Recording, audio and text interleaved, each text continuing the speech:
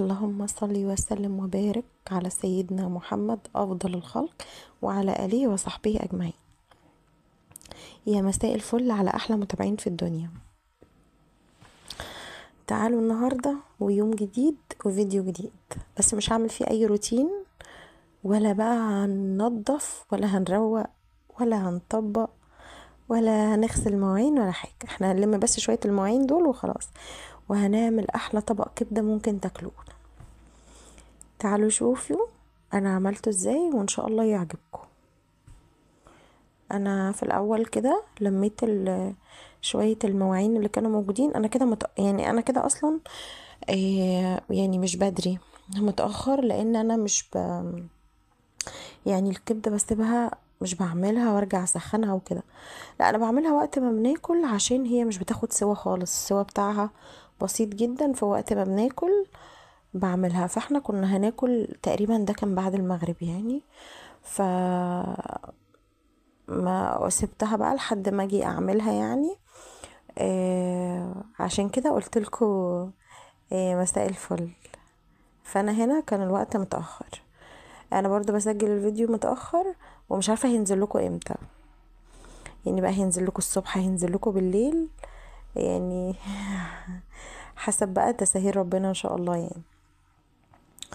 بصوا، اول حاجه انا هقطع معاكم الخضار. انا بعمل معاها فلفل، في ناس بتعملها من غير فلفل عادي، بتبقى برضو جميلة قوي ما شاء الله. انا بعملها بفلفل، بقرون فلفل بس كتير بقى، قرون فلفل كتير، يعني ممكن نص كيلو. ليه؟ عشان هي اصلا بتدبل ومش بتبان بقى، بتختفي خالص، بتبقى حاجة بسيطة قوي، بس هي بتديها طعم حلو قوي. فانا قطعت الفلفل اللي قدامكم ده ومعاه قرن شطة، بس هو ما كانش حراق قوي، يعني ما خلاش الاكل سبايسي قوي، لا كان عادي، كان فلفل طبيعي يعني. تمام. بصوا بقى، ايه الطماطمايه الغريبه اللي انا بعملها دي مش هتدخل في الاكل، يعني مش هتضم الكبده لا خالص. معرفش اذا كان حد ممكن يضيف طماطم للكبده، انا ما شفتش طرق للكبده بصراحه. انا بعملها بالطريقه دي وبس. الطماطم دي عشان هعمل سلطه ميه، يعني اللي هي بصوا، يعني قطعتها كده وقطعها حتت صغيره صغيره صغيره.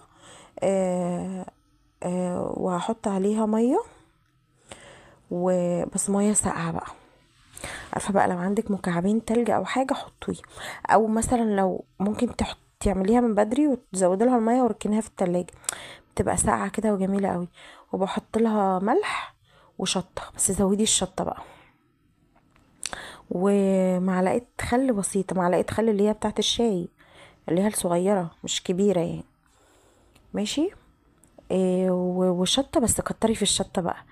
وبصي، والسلطه دي بقى بتبقى مع الكبده تحفه بجد. انت بتشربي اصلا الميه بتاعتها دي بجد، ميه السلطه دي بتشربيها من جمالها، لانها بتبقى حلوه قوي. طبعا بقى سيبي الطماطم فيها، انا بعملها من قبل ما اعمل الاكل، عشان ايه الطماطم يعني تندمج كده معاها والميه تشرب منها، فيبقى طعمها حلو قوي. بس بجد بيبقى حلو قوي، بتبقى جميله بجد. اول حاجه هعملها هقطع الكبده. الكبده دي كانت فريش جدا، ما كانتش متجمده عندي، كانت لسه جايه من الجزار حالا. بس احنا اصلا في الطبيعي بندخلها، يعني بنحب نقطعها وهي متجمده، عشان بتبقى شرايح اكتر. لكن المره دي كانت متقطعه قطع كبيره، بس احنا مش بنقطعها كده في الطبيعي اصلا، بنقطعها شرايح، بتبقى شريحه. زي ما انا عملت كده الفيديو بتاع المكرونه البشاميل، شفتوا كنت مقطعه البانيه شرايح، مفيش. فالكبده بنحب نقطعها شرايح كده، بتبقى احسن بجد، بتبقى حلوه قوي. برضو كده مش وحشه، حلوه يعني، بس احنا بنحبها اكتر وهي شرايح. بس طبعا هي كانت لسه جايه دلوقتي حالا من الجزار، فما فيش وقت ان انا احطها تتجمد واطلعها تعمل، عشان ما تتجمد اقل حاجه تاخد لها 5 6 ساعات، فما فيش وقت اصلا. فقطعتها بقى على طول، بس حاولت ان انا على قد ما اقدر ان انا اقطعها ايه، حتت، يعني القطع بتاعتها تبقى صغيره، ما تبقاش كبيره قوي. وكنت بحاول على قد ما اقدر ان انا ارفعها برضو، ما تبقاش سميكة كده.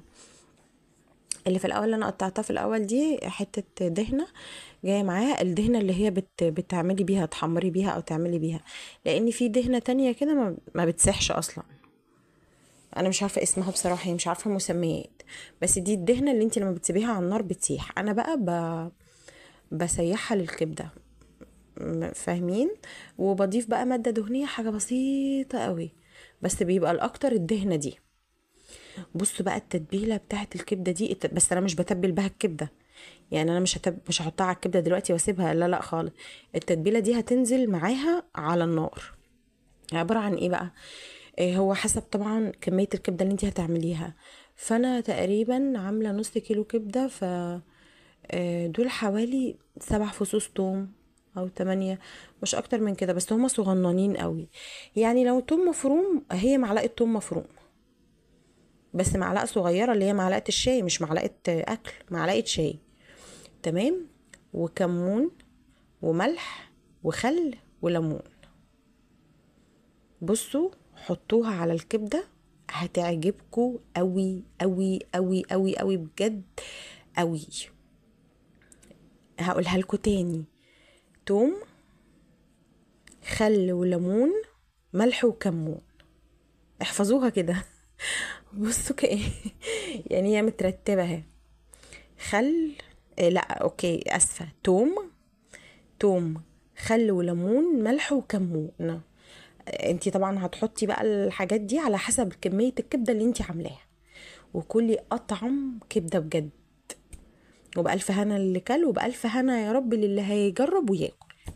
هنا بقى ايه، قطعت كام بطاطساية كده معاها، إيه عشان يتحمروا. احنا بناكلها بعيش، وساعات يعني، بس ساعات قليلة قوي نعمل معاها مكرونة، مش ساعات كتير، بس الأغلبية يعني 90% بنحب ناكلها بعيش. بس برضو بالمكرونة بتبقى حلوة، ما بتبقاش وحشة خالص، لا بتبقى جميلة برضو.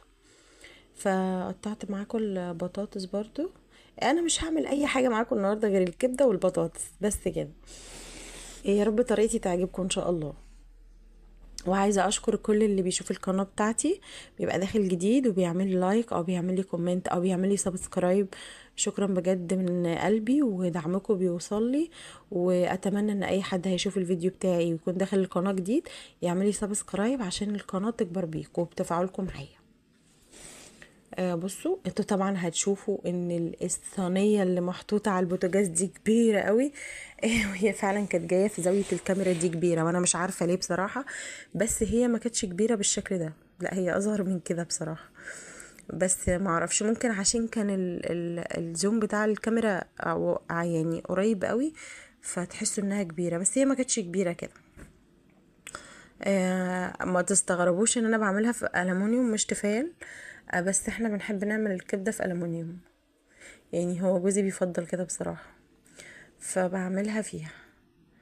بصوا حطيت اهو الدهنة وسبتها ساحت شوية، وقمت جاية منزلة معلقة واحدة من التتبيلة، معلقة واحدة بس كده.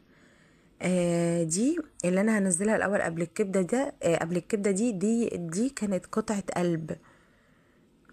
تمام. فنزلتها قبل الكبده اهو، غيرت لون، بس ما خدتش سوا لسه يعني ولا حاجه، غيرت لون بس. وسبتها مثلا ايه 5 دقايق في المعلقه التتبيله اللي انا نزلتها دي. وبعدين نزلت عليها الفلفل والشطه، مش هسيبها تدبل برضو ولا حاجه، بقلبها ايه بصوا، يعني 3 4 تقليبات كده على النار. وبسيب الدهنه معاها على فكره، مش بطلعها. ليه؟ الدهنه بتعزز طعمها، بتخلي طعمها جميل. بس خلاص، وانا بعرف بقى خلاص بشيلها يعني. بس طول ما هي معاها في السوا بتنزل مادة دهنية مع الكبدة، فبتخلي السوا بتاعها جميل قوي. هقلب بقى شوية في الكبدة، قصدي اسفة، هقلب شوية في الفلفل والقطعة اللي هي القلب دي. وبعد كده بصوا هحط بقى كمان معلقة تتبيلة عليها، يعني مش بنزلها كلها مرة واحدة، بنزلها بصوا معلقة معلقة. المعلقة دي معلقة توابل اللي هي الصغنونة خالص دي. وبعدين بقى هنزل الكبدة. خليكي بقى يعني النار بتاعتك على في الوقت ده تبقى عالية، ما توطيهاش، هتصبري دلوقتي بس تغير لون وهدي النار. وحطيت البطاطس جنبها اهو تتحمر. طبعا البطاطس ما بتاخدش وقت خالص، تتحمر على طول.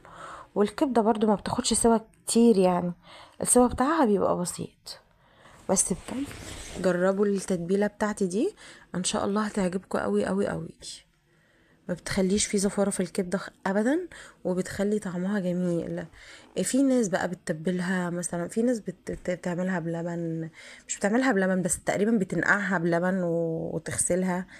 مش عارفه طرق كتير بصراحه، بس انا ما جربتش طرق من دي، انا بعملها بالطريقه دي بس. اللي هي ان انا بعمل لها تتبيله كده، اللي هي الثوم وخل وليمون وملح وكمون. الكبده غيرت لون اهو. انا بقى هنا كنت هديت النار، كنت هديت النار عليها، واسيبها بقى. بصوا سبتها، بصوا مع نفسها خالص، بدأت بقى تحمر كده وتنزل كل الدهون اللي فيها، وبتبقى تحفة بجد. هي خلاص كده كانت استوت خلاص، كانت خلاص خدت السوا بتاعها كامل. وانا بس سبتها يعني تاخد لون كده حاجة بسيطة. وحطيت البطاطس والطماطم ورا اهي، تحفة. سلطة الطماطم دي بجد حلوة جدا. لا هي يعني مية السلطة، هي اسمها كده مية سلطة، بس حلوة قوي بجد. وكنت عملت لهم اناناس و فريش كده يشربوه، حلو قوي. وخلاص انا كده بغرف الاكل. والفيديو بتاعي كده هنا كان خلاص النهارده. يا رب تكون الوصفه بتاعتي عجبتكم، وان شاء الله تجربوها وتعجبكم.